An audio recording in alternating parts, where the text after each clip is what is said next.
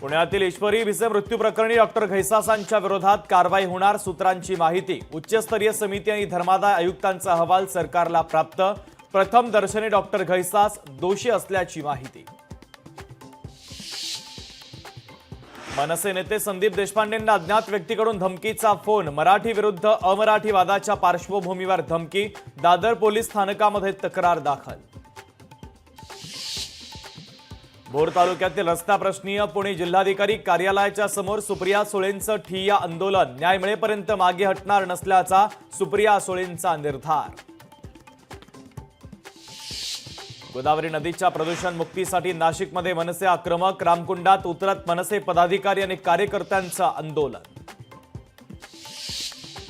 Tuljapur drugs प्रकरणामध्ये 13 पुजाऱ्यांच्या सहभागाचा आरोप। सरसगट पूजा यावर आरोप नको तर पुजारी मंडळाचे अध्यक्ष विपिन शिंदेंची विनंती। 35 पैकी 21 आरोपी फरार।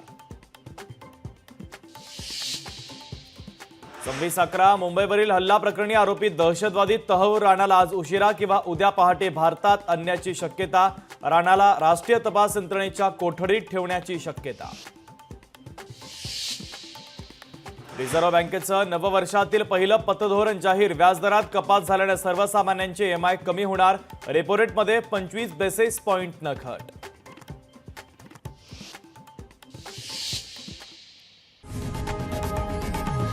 लोकशाही मराठी ऐका, पहा, जागरूक रहा।